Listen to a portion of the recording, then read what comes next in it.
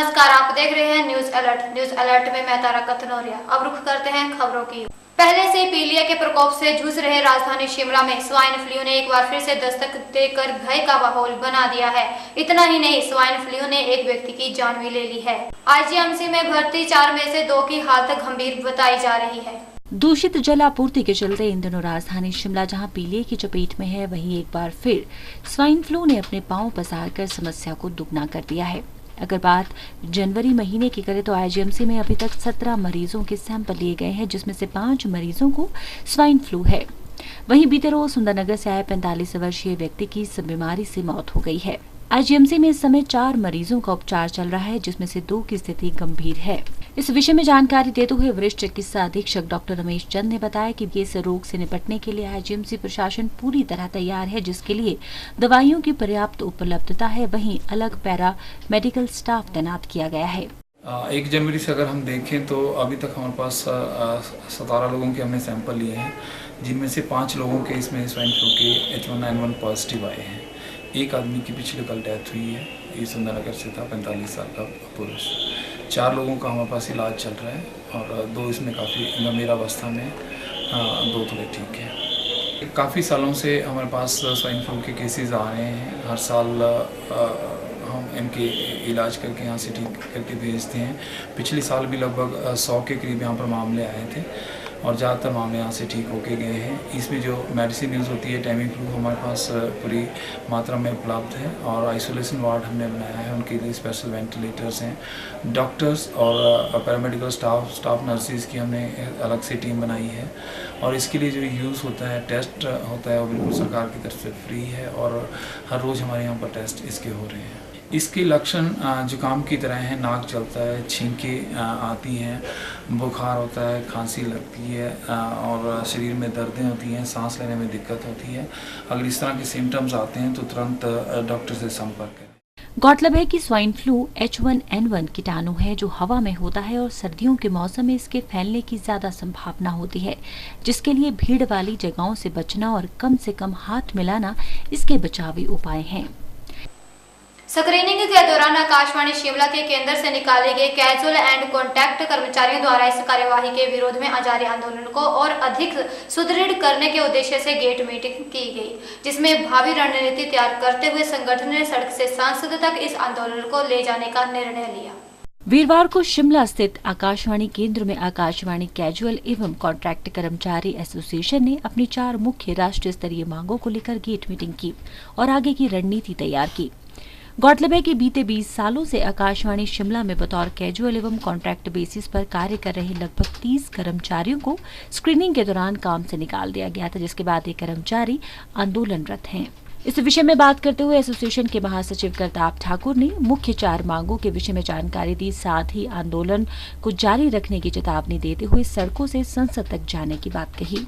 जी, हमारे मुख्य राष्ट्रीय स्तर की जो 4 डिमांड्स हैं, जिसमें सबसे पहले जो है पिछले कई वर्षों से आकाशवाणी में कार्यरत जो कैजुअल है उनको रीस्क्रीनिंग के माध्यम से बाहर निकाला गया, उनको बाइज्जत बिना किसी कंडीशन के अंदर लिया जाए, ये हमारी पहली डिमांड है। दूसरी डिमांड ये है कि रीस्क्रीनिंग जो प्रेजेंट फॉर्मेट है जो बिल्कुल जी अनफेयर है और उसमें जो है ना परफॉर्मेंस को कोई तवज्जो नहीं दी जा रही है, उसको हम बाइकआउट करते हैं, उसको बंद करने की मांग है हमारी। तीसरी जो हमारी डिमांड है, जो प्रसार भारती ने टाइम टू टाइम में फी हाइक की अनाउंसमेंट की है और कैजुअल्स को जो पहले एक्सपीरियंस और सीनियरिटी के हिसाब से जो फ़ी दी जाती थी वो बंद कर दी, वो हमारी तीसरी डिमांड है। और चौथी डिमांड की वकालत हम नहीं कर रहे, सुप्रीम कोर्ट, माननीय सुप्रीम कोर्ट जो है इसकी वकालत कर रहे हैं। उन्होंने 27 पेज की अपनी जो जजमेंट दी है उसमें प्रसार भारती को उन्होंने दिशा निर्देश किए हैं कि जो भी लोगों को, जो भी कैजुअल्स यहाँ काम कर रहे हैं आकाशवाणी में या प्रसार भारती के माध्यम से 10 साल से ज़्यादा समय जिनको हो गया, उनको जो है ना नियमितीकरण की प्रक्रिया शुरू की जाए। लेकिन प्रसार भारती अभी भी टाल मटोल करे इस बारे में। तो हमारा ये राष्ट्रीय स्तर पे आज जो पूरे देश के अलग अलग स्टेशन पे, आकाशवाणी केंद्रों पे ये डिमांड है, ये 4 डिमांडें हमारी मुख्यतर हैं। सोलन में जिला परिषद के 17 वार्डों तथा पंचायत के 118 वार्डों से मतगणना का कार्य जिला निर्वाचन अधिकारी एवं उपायुक्त मदन चौहान की देखरेख में हुआ। जिलों में अब रुझानों में ब्लॉक समिति पंचायत चुनावों के बाद बद्दी में एक ऐसा मामला सामने आया जिसमें साई पंचायत के पूर्व प्रधान के पति ने जेसीबी से खुदाई कर साई से तालड़ घाट सेरला को जाने वाला रास्ता बंद कर दिया, जिससे सेरला गांव के लोगों की आवाजाही बंद हो गई। वहीं गांव के लोग इस मामले को लेकर एसडीएम से मिले और एसडीएम ने इस मामले की जांच के आदेश भी दिए। पंचायती चुनावों के बाद बद्दी में एक ऐसा मामला सामने आया है जिसमें साई पंचायत के चुनाव हारने वाली पूर्व महिला प्रधान के पति ने जेसीबी से खुदाई कर साई से तारला घाट को जाने वाले रास्ते को बंद कर दिया है, जिससे 8 गांव के लोगों की आवाजाही ठप हो गई है। ग्रामीण इस संबंध में एसडीएम हरिकेश मीणा से मिले। एसडीएम ने बद्दी के तहसीलदार केशवराम और बुरुटीवाला के थाना प्रभारी दयाराम ठाकुर को जाँच के निर्देश जारी किए हैं। पीड़ित ग्रामीणों ने तहसीलदार केशवराम को बताया कि मंगलवार को उर्मिला देवी के समर्थक अपनी जीत की खुशी में जश्न मना रहे थे कि पूर्व प्रधान के परिजनों ने रास्ते में जेसीबी लगाकर गांव के समीप 3 जगहों पर 6 फीट गहरे गड्ढे डाल दिए, जिससे 8 गांव को जाने वाले लिंक रोड की आवाजाही पूरी तरह से बंद हो गई है। पंचायती चुनाव हुए उसमें जो पूर्व प्रधान वालों ने अपनी करारी हार के कारण जो सड़क है हमारी तल्लड़ से बसिसलार के लिए सड़क जाती है, उसमें कम से कम 7 से 10 फुट तक गहरे 3 खड्डे खोद दिए जो कि 500 मीटर की दूरी पर है, और जिससे हमारे बुजुर्ग महिला, स्कूल को जाने वाले बच्चे और बीमार मरीज वगैरह को अपने हॉस्पिटल तक ले जाने के लिए बहुत सारी दिक्कतों का सामना करना पड़ रहा है। हमारी मांग है कि जिन शरारती तत्वों ने ये खड्डे खोदे हैं उन पर कार्रवाई की जाए और इन खड्डों को तुरंत से तुरंत पूरा किया जाए। तहसीलदार केशवराम ने बताया कि इस मामले की छानबीन की जाएगी। बुरुटीवाला पुलिस मौके पर जाकर मामले की जांच करेगी और दोषियों के खिलाफ कार्यवाही की जाएगी। इसमें ये तुरंत शिकायत जो आई है ये भेज दी गई है एसएचओ बुरुटीवाला को, वो कार्रवाई करेंगे। इसमें पीडीपी एक्ट की सेक्शन 3 के तहत उनके खिलाफ कार्रवाई होगी। सिटी चैनल के लिए बद्दी से आदित्य चड्डा की रिपोर्ट। मनाली में आयोजित 5 दिवसीय राष्ट्र स्तरीय विंटर कार्निवाल संपन्न हो गया। कार्निवाल में देश भर के 70 प्रतिभागियों को पछाड़ते हुए हमीरपुर की रितिका वर्मा 2016 की विंटर क्वीन बनी। उधर अंकुश भारद्वाज 38 प्रतिभागियों को पछाड़ते हुए वॉइस ऑफ कार्निवाल बने। मनाली में आयोजित 5 दिवसीय राष्ट्रीय स्तरीय विंटर कार्निवाल इस बार बड़ी धूमधाम से मनाया गया। भारी संख्या में सैलानियों के साथ साथ स्थानीय लोगों ने जमकर कार्यक्रमों का आनंद उठाया। मनोरंगशाला समेत माल रोड पर बने स्टेज पर कार्यक्रमों की धुनों पर सैलानी जमकर थे। कार्निवल के समापन समारोह में उपायुक्त राकेश कंवर ने बतौर मुख्य अतिथि शिरकत की। विंटर कार्निवल के मुख्य आकर्षण का केंद्र रहने वाले विंटर क्वीन प्रतियोगिता में इस बार देश भर से लगभग 70 प्रतिभागियों ने क्वीन बनने के लिए दावेदारी दाखिल की। बेहद कठिन माने जाने वाले विंटर क्वीन प्रतियोगिता में हमीरपुर की रितिका वर्मा 2016 की विंटर क्वीन बनने में सफल रही। गौरतलब है कि विंटर क्वीन के विजेता को 1 लाख रुपए इनाम देने के साथ ताज दिया गया। सिटी चैनल से बात करते हुए रितिका वर्मा ने कहा कि प्रतियोगिता उनके लिए बेहद मुश्किल थी, लेकिन यह ग्राउंड जीत कर वे बेहद खुश हैं। ऑब्वियसली काफ़ी ज़्यादा मुश्किल था बिकॉज जितने भी पार्टिसिपेंट्स आए थे काफ़ी ज़्यादा मेहनत करके आए थे, और यहाँ पे जो हमारे ग्रूमर्स थे उन्होंने इतना ज़्यादा ग्रूम किया था सबको कि सब एक इक्वल लेवल पे लगते थे एंड टाइम तक।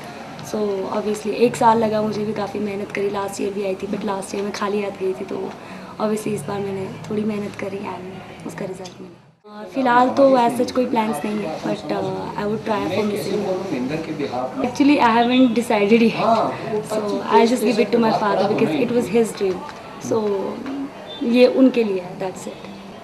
फैमिली के बारे में बताओ ना, कौन कौन है?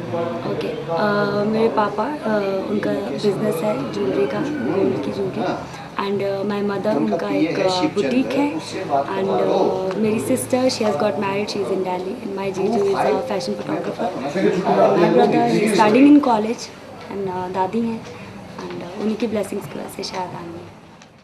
वहीं वॉइस ऑफ कार्निवल में 38 प्रतिभागियों में से खिताब झटकने में अंकुश भारद्वाज कायम रहे। पहले विजेता को 50,000, दूसरे को 30,000 व तीसरे स्थान पर रहने वाले को 20,000 इनाम के तौर पर दिए गए। लेते हैं यहाँ पर एक छोटा सा ब्रेक के उस पार भी खबरों का सिलसिला जारी है। देखते रहिए न्यूज अलर्ट।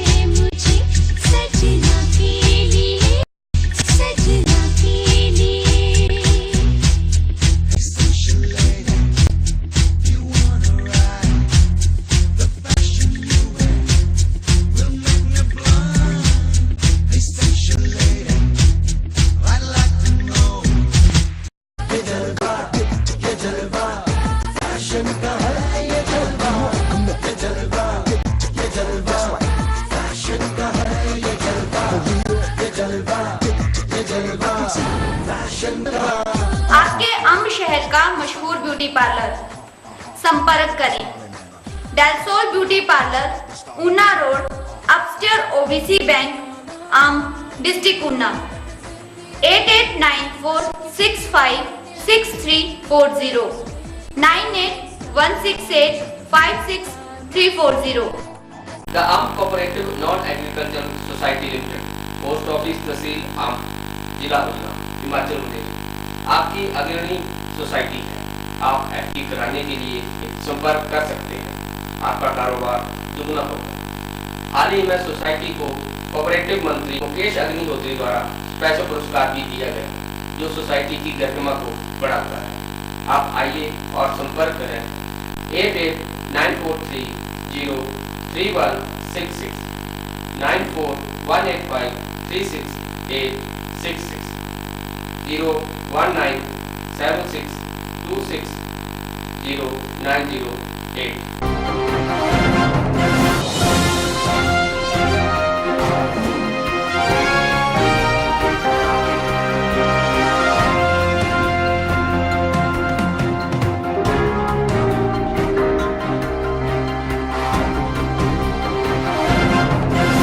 पश्चिमी विक्षोभ के चलते प्रदेश के अधिक ऊंचाई वाले क्षेत्रों में बर्फबारी होने के चलते तापमान में 4 से 5 डिग्री की गिरावट हुई है। मौसम में आए इस तरह के अचानक बदलाव के चलते धूप और बादलों के बीच लुक्का छिपी का खेल चलता रहा। उधर मौसम विभाग ने 15 जनवरी तक मौसम खराब रहने की चेतावनी भी दी है। पश्चिमी विक्षोभ के चलते हिमाचल प्रदेश के अधिक ऊंचाई वाले क्षेत्रों में हुई बर्फबारी के चलते मौसम में 4 से 5 डिग्री गिरावट दर्ज की गई। मौसम में अचानक आए बदलाव से प्रदेश के निचले इलाकों कांगड़ा, हमीरपुर, मंडी, ऊना में अचानक तेज हवाओं के साथ काले बादल उमड़ आए। राजधानी शिमला में सुबह धूप और बादल के बीच लुका छुपी का खेल चला और दोपहर को बारिश हुई और साथ ही ओले भी पड़े। अभी एक वेस्टर्न डिस्टर्बेंस है जिसकी वजह से पूरे हिमाचल प्रदेश में बादल छाए हुए हैं और अभी आज और कल हिमाचल प्रदेश के जो निचले इलाके और मिड हिल्स एरिया है इसमें बारिश होने की संभावना है। हल्की से दरमियानी बारिश हो सकती है और जो हिमाचल प्रदेश के ऊपरी इलाके हैं जिसमें डिस्ट्रिक्ट शिमला का ऊपर का इलाका, किन्नौर का एरिया, लाहौल स्पीति, कुल्लू का ऊपर का एरिया और डिस्ट्रिक्ट चंबा का जो हाई रिचेस वाला एरिया है इसमें हिमपात हो सकता है। हल्का से दरमियाना जो हिमपात होने की संभावना है और जो दिन का तापमान है इसमें भारी गिरावट आने की संभावना है। हाँ, जो तापमान है हिमाचल प्रदेश के जो ऊपरी इलाके हैं इसमें तापमान शून्य से नीचे चल रहे हैं। जो किलोंग का एरिया लाहौल स्पीति में है इसमें तापमान -5 डिग्री के आसपास चल रहा है।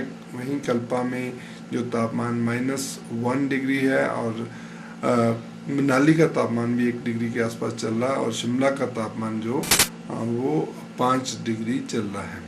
हाँ, ये जो मौसम है ये कल तक इसी तरीके से बना रहेगा और उसके बाद 9 तारीख से मौसम दोबारा से क्लियर हो जाएगा। अब आपको दिखाते हैं ऊना जिले के अम्ब की खबर। जब जिला परिषद के चुनावों का रिजल्ट आया तो उम्मीदवार के समर्थकों ने जीत का जश्न किस तरीके से मनाया, देखिए हमारी इस विशेष रिपोर्ट में।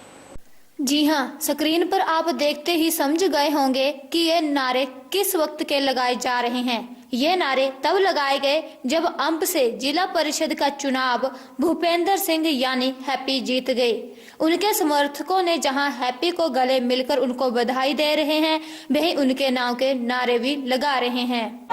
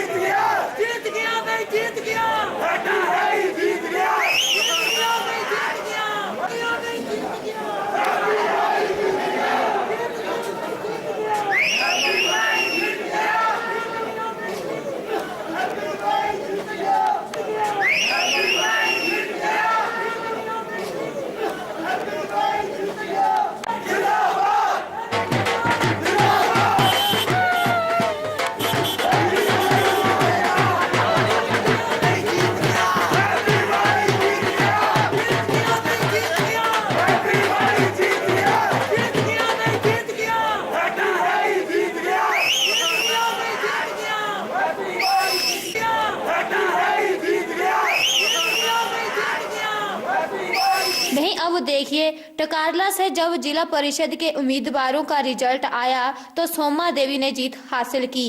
तो सोमा देवी के समर्थकों ने भी खूब जोश के साथ नारे लगाए और सोमा देवी को बधाई दी।